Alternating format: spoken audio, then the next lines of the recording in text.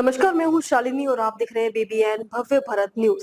चलिए शुरू करते हैं आज की मुख्य खबरें। पंजाब में यूपी बिहार के लोगों का क्यों हो रहा विरोध? बाहरी लोगों को सूबे में नहीं रहने देंगे। पंजाब गुरुओं पीरों की धरती है, जहां सभी को आदर सत्कार मिलता रहा है, लेकिन अपने ही देश के लोगों को वहां से बाहर निकालने की मांग करना दिल को चोट पहुंचाने जैसा है। ओ भैया, पंजाबी में पैया साढ़े खेता विच पानी दी वारी आ साड़ी।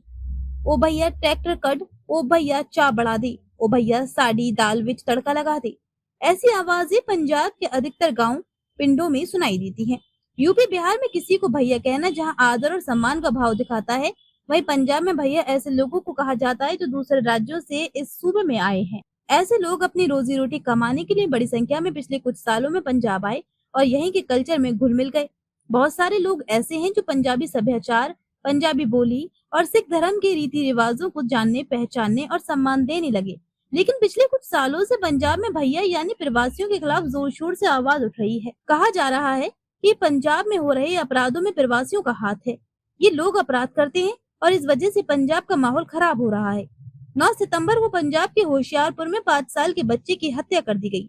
इस हत्या का आरोप एक प्रवासी व्यक्ति पर लगा। इसके बाद से पूरे पंजाब में बड़े पैमाने पर ये शोर मच गया कि प्रवासियों को पंजाब से बाहर खदेड़ दिया जाए। पंजाब के कई गांव की पंचायतों ने प्रस्ताव पास कर दिया कि प्रवासियों को गांव में किराए पर कमरा नहीं दिया जाएगा और उनके राशन कार्ड या वोटर कार्ड भी नहीं बनाए जाएंगे। होशियारपुर की घटना के बाद से ही पंजाब के कई शहरों में प्रवासी भगाओ पंजाब बचाओ के नारे जोर शोर से लग रहे हैं। गुरुद्वारों से भी प्रवासियों के खिलाफ अपील की जाने लगी। इसका असर ये हुआ कि बहुत बड़ी संख्या में प्रवासी, जिसमें उत्तर प्रदेश और बिहार के लोग ज्यादा हैं, वे राज्यों को छोड़कर जाने लगे। रेलवे स्टेशनों, बस अड्डों पर प्रवासियों की लंबी कतार लग गई। अब आते हैं सबसे अहम सवाल पर। क्या किसी एक व्यक्ति के अपराध करने से उसकी पूरी जाति, पूरे धर्म, पूरे समाज को टारगेट किया जाना चाहिए? पंजाब से बड़ी संख्या में लोग विदेशों में गए हैं और वहां अपनी रोजी रोटी कमा रहे हैं। अगर वहां पंजाब का कोई शख्स अपराध करता है और इसके लिए उसके पूरे समाज को निशाना बनाया जाएगा, तो फिर पंजाब के लोगों को कैसा लगेगा? अगर वहां से पंजाब के लोगों को बाहर निकालने की बात उठने लगे तो उन्हें कैसा लगेगा? जवाब साफ है कि उन्हें बहुत बुरा लगेगा। इसी तरह पंजाब से बड़ी संख्या में लोग हरियाणा, दिल्ली, उत्तर प्रदेश और दूसरे राज्यों में अपने काम के लिए जाते हैं और रह भी रहे हैं। किसी भी राज्य, देश या समाज का काम एक दूसरे से मदद लिए बिना नहीं चल सकता। ऐसे में क्यों विघ्न का बीज बोएं? कहना बहुत आसान है कि प्रवासियों को भगाओ, पंजाब बचाओ, लेकिन अगर आप पंजाब में जाकर जमीनी हकीकत को देखेंगे तो आपको साफ समझ में आएगा कि प्रवासियों के बिना पंजाब एक महीना भी नहीं चल सकता। पंजाब में खेती से जुड़ा लगभग सारा काम प्रवासी ही करते हैं।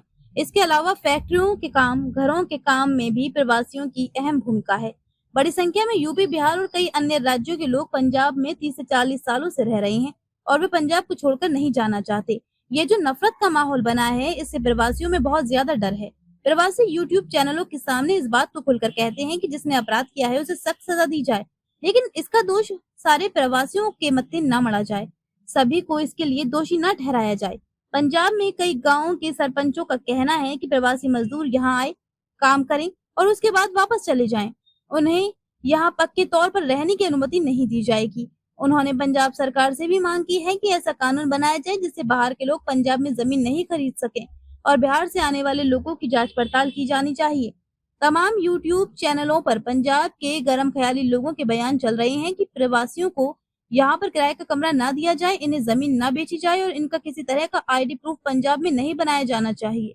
यूट्यूब चैनलों और सोशल मीडिया के दूसरे प्लेटफॉर्म के जरिए प्रवासियों के खिलाफ ये नफरत जंगल में आग की तरह फैल रही है और इससे जो प्रवासी पंजाब की धरती पर रह रहे हैं बहुत डरे हुए हैं, उनके परिवार वाले डरे हुए हैं।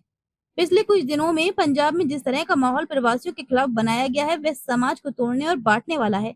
पिछले कई सालों से प्रवासी पंजाब में रहकर अपना काम कर रहे हैं और वहां के लोगों के सुख दुख के साथी हैं। उन्होंने अपने खून पसीने और मेहनत से पंजाब को सींचा है। पंजाब के गांवों में पशुओं को चारा डालने से लेकर खेतों और घर का काम संभालने में भी प्रवासियों की अहम भूमिका है। पंजाब के लोग भी इस बात को समझते हैं कि किसी एक शख्स या किसी समाज में 2-4 लोगों के गलत होने से पूरा समाज गलत नहीं हो जाता।